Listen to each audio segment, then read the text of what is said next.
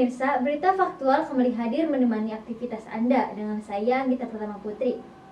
Baik pemirsa, akibat adanya penyebaran virus corona membuat di sejumlah pasar buah-buahan mengalami kenaikan harga. Baik pemirsa, saat ini saya sedang berada di Pasar Induk Kramat Jati, Jakarta Timur. Di sini banyak sekali pedagang yang menjual berbagai macam buah-buahan.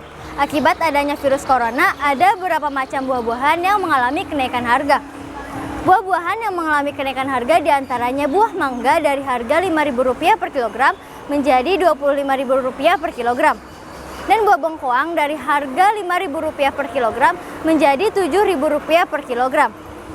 Sedangkan buah kedondong mengalami penurunan harga dari harga Rp10.000 menjadi Rp2.000 per kilogram. Dan buah naga dari harga Rp19.000 per kilogram menjadi Rp15.000 per kilogram. Adapun beberapa buah-buahan yang tidak mengalami kenaikan maupun penurunan harga, yaitu buah semangka dan buah jeruk bali. Saya Anggita dari Jakarta Timur melaporkan kembali ke studio. Memasuki musim penghujan, Badan Penanggulangan Bencana Daerah atau BPBD Jakarta telah menyiapkan antisipasi siaga banjir dengan menyediakan perahu karet dan posko pengungsian di beberapa titik rawan bencana. Hujan saat ini sudah mengguyur wilayah DKI Jakarta.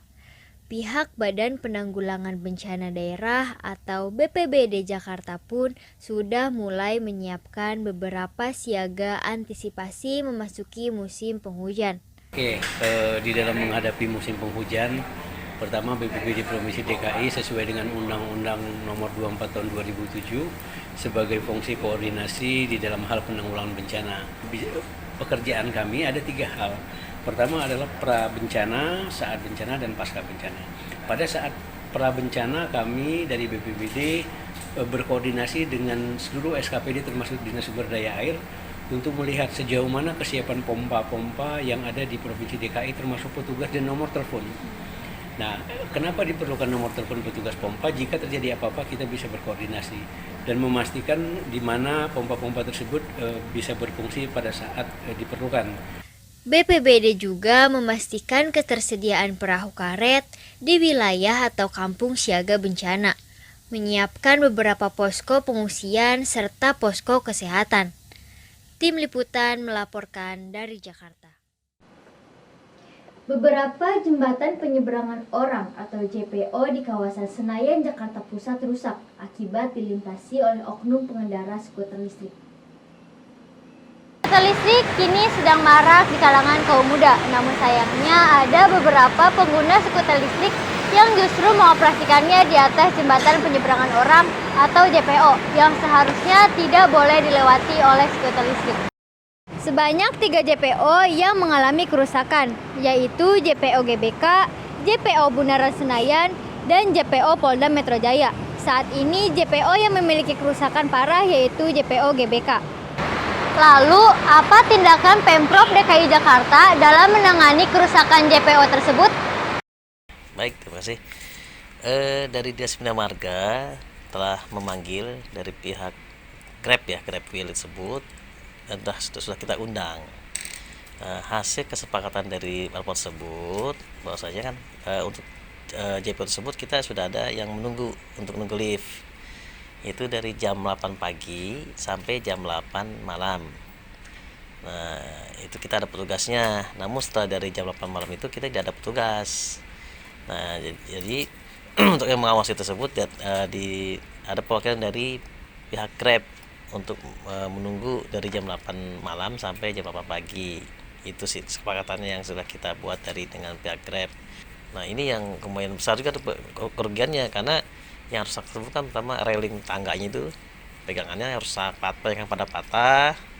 Kemudian juga dari lantainya pun banyak yang pada rusak karena kan lumayan berat ya gapil itu kan. Sedangkan kemampuan karena kan lantainya itu kita kan terbuat dari bahannya tuh komposit, ada kayunya juga. Jadi kalau misalkan berat kan dia komposit kan dia patah ya, somplak lah sebenarnya ya. Nah, jadi kita bukan beton gitu, seperti itu. Jadi ya kerugiannya lumayan besar juga. Itu tadi tindakan yang akan dilakukan oleh Pemprov DKI Jakarta. Saya Anggita dan kru yang Pandemi COVID-19 yang melanda hampir di seluruh negara di dunia menimbulkan banyak dampak di berbagai bidang. Dampak ini pula dirasakan juga oleh bidang pendidikan. Kegiatan dalam bidang pendidikan pun terpaksa dihentikan untuk sementara waktu demi mencegah penyebaran COVID-19. Hingga bulan ketiga pandemi COVID-19 memasuki negara Indonesia terhitung akhir Januari lalu. Instansi-instansi pendidikan dan berbagai fasilitas umum ditutup untuk sementara berdasarkan kebijakan physical distancing. Kegiatan belajar mengajar terpaksa dialihkan menjadi online melalui berbagai media. Bentuk tugas pun diubah sedemikian rupa agar mengikuti kondisi seperti saat ini. Mahasiswa adalah salah satu instansi pendidikan yang terpaksa dialihkan menjadi belajar berbasis online. Lalu, dengan adanya belajar online, apakah mahasiswa dapat memahami semua mata kuliah yang diajarkan oleh dosen? Oke, terkait pemahaman materi kuliah yang diberikan dosen, kadang-kadang dalam kuliah online ini justru mahasiswa memiliki kekeliruan tertentu karena memang materi yang diberikan kurang rinci dan juga mahasiswa tidak bisa bertanya langsung secara spontan atau ada komunikasi timbal balik meskipun sekarang ada internet, jadi kayak ada kesulitan tersendiri. Terus diskusi juga kurang fleksibel karena kita berdiskusi lewat media maya kayak gitu. Terus juga pada perkuliahan online itu tugas yang diberikan dosen meningkat karena itu memang itu untuk kepentingan presensi, kayak untuk kehadiran, sehingga dibuat kuis-kuis, tapi itu memang pada dasarnya sedikit memberatkan mahasiswa karena memang tidak hanya satu matkul saja, tetapi semua matkul hampir setiap pertemuan memberikan tugas dengan tenggat waktu yang kurang relevan dengan jadwal-jadwal lainnya. Mahasiswa berharap pihak kampus untuk memberikan solusi terkait biaya yang dikeluarkan oleh mahasiswa untuk kuliah online ini. Karena dalam kondisi pandemik ini perekonomian sedang menurun, sehingga biaya untuk kuliah online ini sangat dibutuhkan. Anggita dari Jakarta melaporkan. Indonesia senantiasa melestarikan pencaksilat. Oleh karena itu, masih banyak perguruan pencaksilat yang masih beroperasi hingga saat ini. Merpati Putih merupakan warisan budaya Indonesia sejak 2 April 1963 dan diwariskan secara turun-menurun dari keluarga keraton Jawa. Lalu, ilmunya diperkenalkan dan disebarluaskan kepada seluruh masyarakat Indonesia. Arti Merpati Putih adalah suatu singkatan dalam bahasa Jawa, yaitu Mersudi Patitising Tindak Pusakane Titising Hening, yang dalam bahasa Indonesia memiliki arti mencari sampai mendapat kebenaran dengan ketenangan.